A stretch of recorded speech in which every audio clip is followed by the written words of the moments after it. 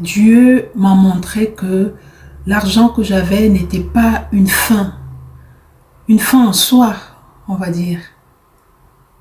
Est-ce que ce n'était pas une fin en soi, mais que c'était un moyen puissant d'accomplir sa volonté. Oui, c'est à ça que nous sert l'argent. Donc, d'accomplir sa volonté et de prospérer pour être bien soi-même et de bénir les autres, mais en étant conscient. Je sais que maintenant, j'ai été destinée pleinement à être prospère et que c'est mon devoir le plus absolu. Et ça ne va pas dépendre de la chance ni des circonstances de la vie, du monde extérieur, parce que c'est le plan de Dieu pour moi. Le plan de Dieu pour moi, c'est que je sois prospère, que je sois riche. Et je peux te le dire aujourd'hui, c'est le même plan que Dieu a pour toi. Mais tu sais, la société nous a appris à voir l'argent comme un simple échange de biens. Oui, c'est la société qui nous a imposé ça. Un échange de biens, un échange de services, à le considérer autrement. Tu vois? Et c'est bien dommage, à le considérer comme quelque chose qui ne vient que du travail acharné. Surtout pour nous autres croyants, qui ne vient que du travail acharné ou du hasard. Pour certains, ceux qui gagnent à la loterie.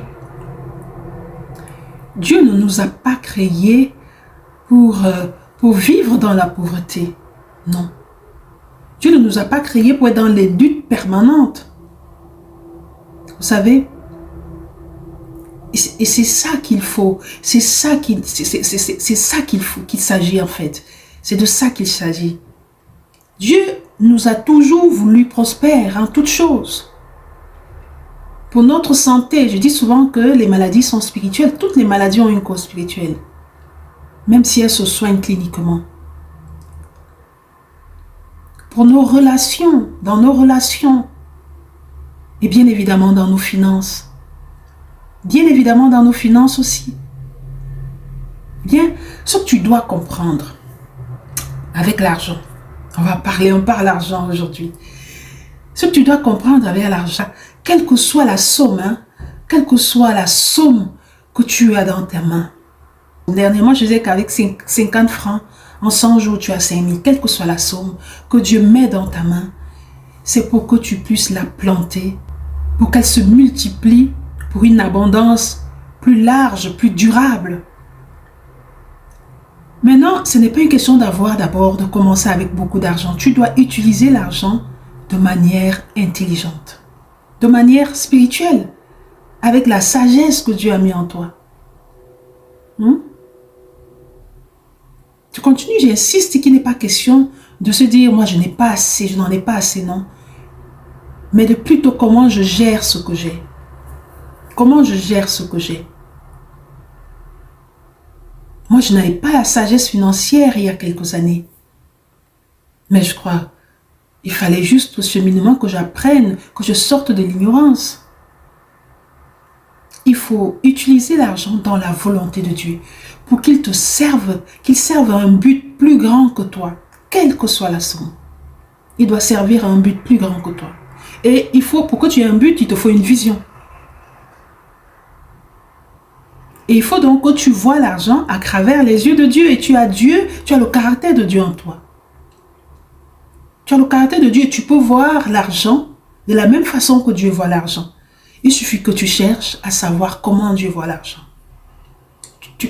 L'argent va devenir en ce moment-là un moyen d'accomplir la volonté de Dieu. L'argent va te servir à accomplir la volonté de Dieu dans ta vie. L'argent va devenir un moyen de bénir les autres. Parce que l'argent t'aura déjà béni toi-même.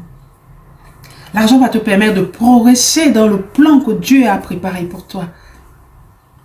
Tu comprends? L'argent va te permettre aussi de mettre à profit les dons, les talents, les passions que Dieu a mis en nous. Que Dieu t'a donné. Mais il faut apprendre à agir de manière sage et spirituelle. Je dis toujours que tout est spirituel, tout. Et tout commence dans le monde spirituel. Si tu vis de manière sage et spirituelle, tu vas vivre confortablement. Quel que soit, tu vas voir, il y a des gens, parce qu'ils ont eu une vision, ils ont fait un projet à partir d'une vision, ils vont vivre à partir de quelque chose de très petit et devenir très riches parce qu'ils ont suivi une vision. Ils avaient une vision avant de se lancer. Nous sommes des canaux d'abondance. Nous sommes des canaux d'abondance. Nous sommes ces personnes-là que Dieu utilise pour faire avancer son royaume sur la terre, pour transformer la terre en ciel. Je ne suis pas venu te dire que tout est facile, mais pour t'encourager à poser de bonnes questions sur toi-même, sur ce que Dieu veut réellement pour toi, sur la façon dont tu peux utiliser les ressources qu'il te donne pour l'honorer, et sur la façon dont nous pouvons permettre à l'argent de travailler intelligemment pour nous et pour les autres. Parce que la prospérité commence dans l'esprit. C'est une question de mentalité. Il va se nourrir de foi, d'obéissance et de sagesse. Dès que j'ai aligné mes pensées, mes actions avec la volonté de Dieu, les portes de ma vie se sont ouvertes. Je veux encourager une personne aujourd'hui à prendre ce temps pour réfléchir et réfléchir à sa relation avec Dieu, ta relation avec l'argent. Comment l'utilises-tu? Est-ce que tu gères ton argent selon les principes de Dieu ou selon les principes du monde? Mon atelier sur les stratégies d'investissement pour le succès des chrétiens se tient, c'est ce 20 mars. C'est ce 20 mars et dans cet atelier-là, nous allons apprendre comment aligner tes finances avec la sagesse de Dieu pour te permettre de vivre pleinement. À bientôt.